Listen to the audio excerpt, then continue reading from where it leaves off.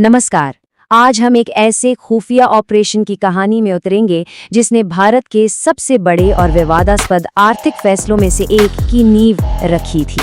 ये एक अनदेखे युद्ध की कहानी है।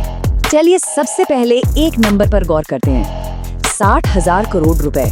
जरा सोचकर देखिए, इतनी बड़ी रकम और वो भी नकली नोटों की शक्ल में देश की अर्थव्यवस्था में आने ही वाली थी।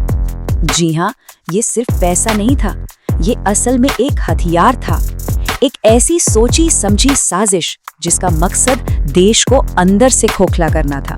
तो इस पूरे ऑपरेशन को समझने के लिए हमें पहले उस साजिश की जड़ तक जाना होगा जिसका जवाब देने के लिए इसे तैयार किया गया था।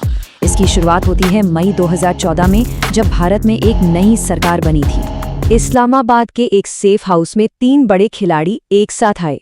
ISI का एक स्पाई मास्टर, कुख्यात फाइनेंसर खनानी ब्रदर्स और दाऊद इब्राहिम। 2014 के चुनावों पर असर डालने की उनकी कोशिश नाकाम हो चुकी थी और अब वो एक बड़ा पलटवार करना चाहते थे। उनकी नई रणनीति पहले से कहीं ज्यादा खतरनाक थी।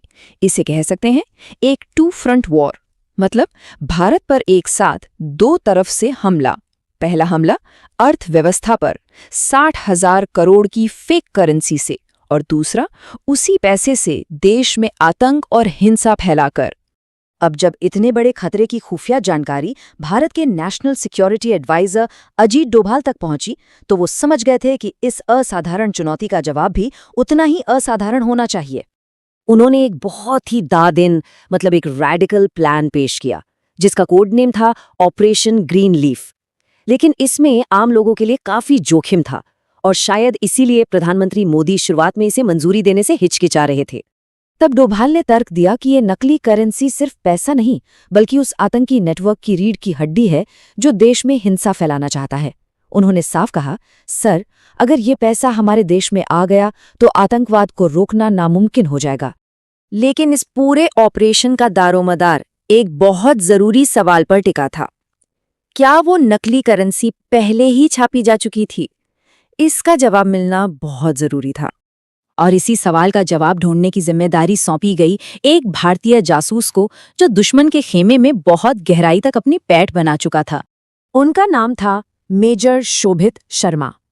कई सालों से वो उन्हीं लोगों के बीच रह रहे थे, उनका भरोसा जीत रहे थे। असल में वही वो शख्स थे जिन्होंने डोभाल को इस पूरी साजिश के बारे में सबसे पहले अलर्ट किया था।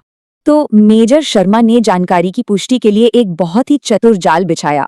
उन्होंने खनानी को बताया कि नेपाल वाला रास्ता अब सेफ नहीं है, लेकिन उनके पास कुछ नए सुरक्षित रास्ते हैं जिनसे वो पैसा भारत पहुंचा सकते हैं। और इसी चाल ने उन्हें सीधा उस जगह तक पहुंचा दिया जहां वो करेंसी रखी हुई थी।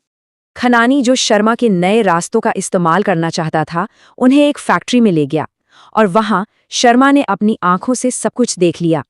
करेंसी छप चुकी थी और भेजे जाने के लिए पूरी तरह से तैयार थी। अब वक्त बहुत तेजी से भाग रहा था।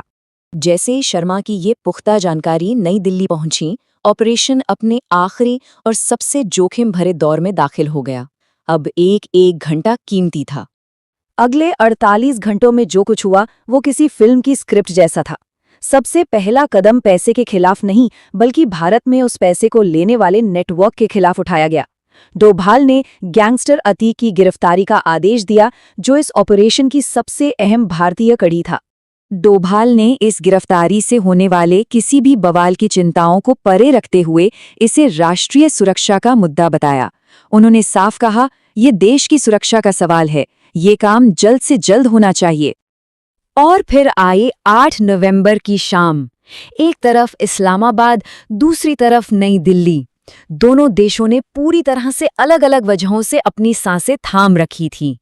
शय और मात का खेल अपने अंजाम पर था।